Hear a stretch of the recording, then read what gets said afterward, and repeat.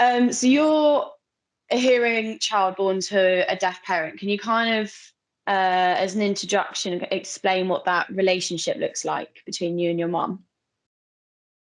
Okay, so there's a term for it, and it's a coda, and this like child of deaf adults.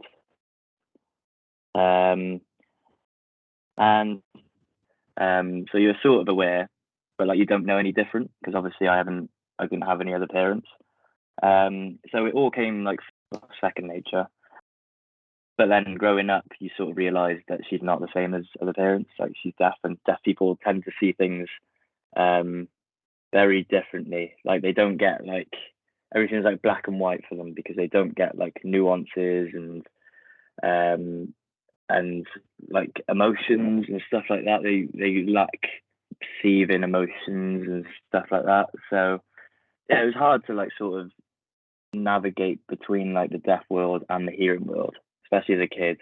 She would have known that she was going to have probably a hearing child and she was going to be a deaf parent. Was there any kind of like an environment or support network that she had to prepare for when you were born?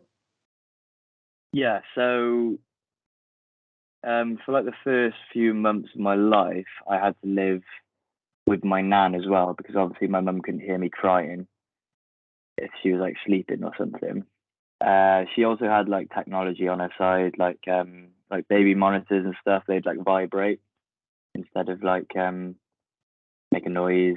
It'd vibrate, so she'd wake up from that. She taught me to sign before I could speak. Well, there's no other way for me to communicate with her, so she would have taught me how to speak sign language. But I obviously, as a kid, you just pick up everything. Oh, I did have to go to speech therapy because obviously I've got a deaf mum. She can't teach me how to speak, and that's where you learn outside of school. That's where you learn a lot of like how to speak and listen and stuff like that. How was it Yeah. like school and teachers and things like that? Did you have to have other parties for teachers' evenings and stuff? So I'm not too sure about. So they would just provide like interpreters, which my mum's not a big fan of because they charge like stupid money, like 50 quid an hour. So whenever she needed one, she'd ask for like the school or like the hospital to pay for it. And when they weren't available, I would be the one to sort of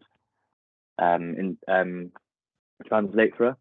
But yeah, I had to do it. I like answering the phone for her as well, so I had to do that as well. There is like this thing called I can't remember what it's called, but basically you speak to an operator on the phone, and whatever's being said, oh, it's text talk. That's what it's called. So my mum used to have like this machine, and there would be an operator just typing everything that a person says into the machine. But that's just like I think there's like one operator in the whole world, so Yeah. like it was just pretty rubbish. So yeah, I'd help whenever I could, but sometimes I'm not there. Have you ever felt like a disconnect from your mum in that way, in the fact that you speak predominant languages Uh, differently? Only in the sense of like I'm not part of her community, but like when it comes to me and my mum, she's my mum, so it's like that's still there. Like we love each other loads, but I'm just not a part of because the deaf community is very like well, you gotta be deaf to be in the deaf community really. And they're very like tight knit. Um and they would happily like it's not like they're like no, you can't be with us. But obviously like I don't get their sense of humor, their stories and all this and that. Um so it's just very different.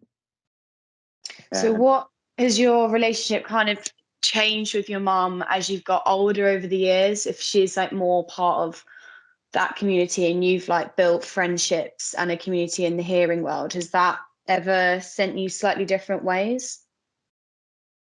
yeah, I think when I was in high school, that's when it was like was kind of hard because obviously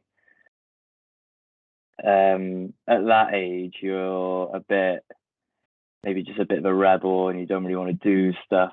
So we didn't really get along under the same roof. But I'm not too sure if that's down to it being because she's deaf. I think that definitely adds a tiny bit of tension on it. Yeah, when I was a lot younger, I did get bullied because my mum was deaf.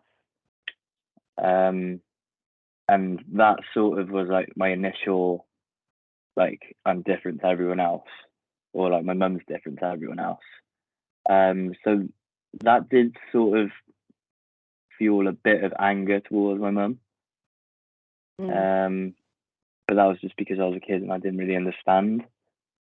And like I said earlier, like she was different to everyone else's mums or dads, and they were quite lenient and they'd understand a bit more, whereas he wouldn't understand what I'm going through as much. But that's just me being a kid and not understanding she's different.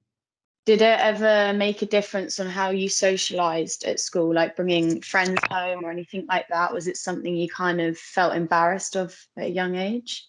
At a young age, probably, yeah, but I think that stopped like probably midway through high school. And I'd be pretty embarrassed. Like I wouldn't sign in public. There was a small period where I was like a bit embarrassed to like sign in public because people would just like stare. And as a kid, you don't want to seem different. And I think that's where like tensions may have grown from. But then once I got to about 16, 17, that's when it like peaked. And that's when my mum was like, right, forget this. You're not living with me anymore. Went to go live with my auntie. And then that's when I sort of like grew up and realized. And then I moved in on my own. And then I just realized, probably a bit late, but that's when I realized that like she is different. And but she's my mum and she brought me up and she did a lot for me and all this and that. So my project's kind of looking at if we incorporated sign language into the national curriculum, how we could reduce a lot of stigmas and like why it isn't taught considering we learn other languages. So if it was incorporated as a recognized language in the curriculum, how do you think that would kind of help relationships like yours and your mum from when you were younger? Oh, that would help massively. Like my mum's just like a bit, well, like not just my mum, just a lot of deaf people, they just feel a bit hard done by. Because obviously they're so isolated. Well, we're social creatures. When you're isolated from like just the world, it can be like I can't even understand how hard it can be, like how taxing it can be on your mental health.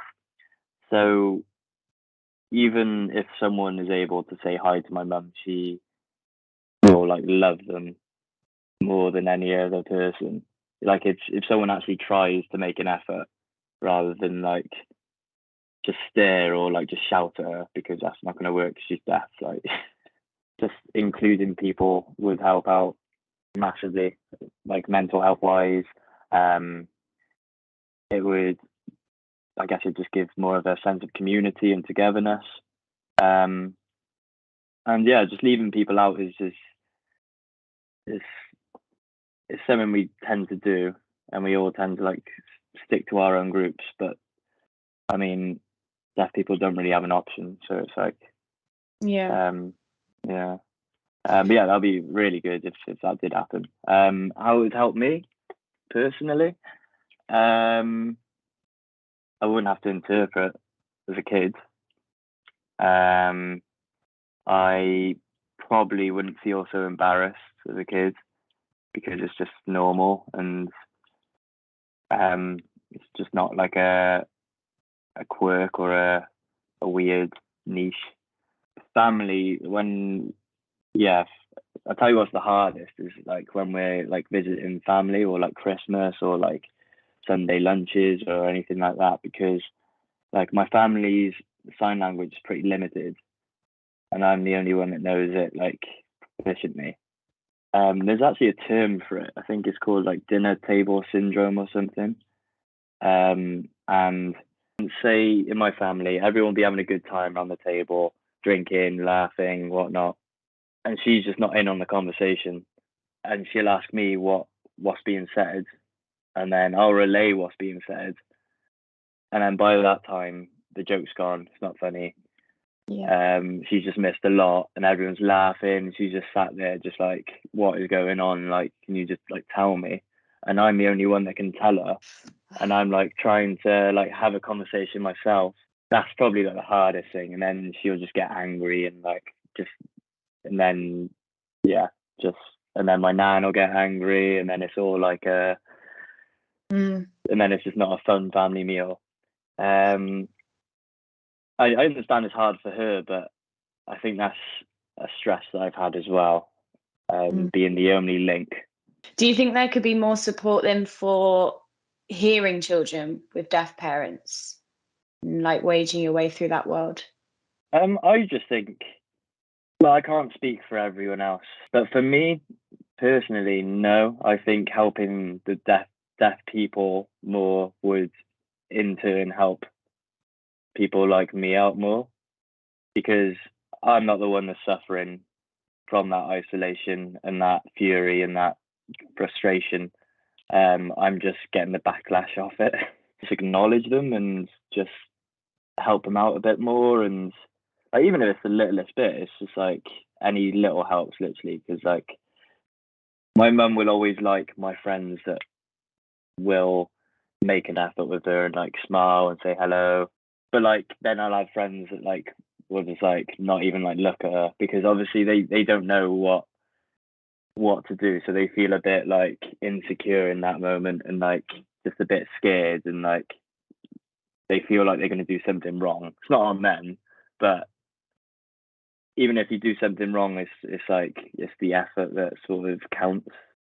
It's made me more empathetic, definitely, because towards like people that have like disabilities and differences, even just like differences. I accept people for their differences, and I think we should celebrate it.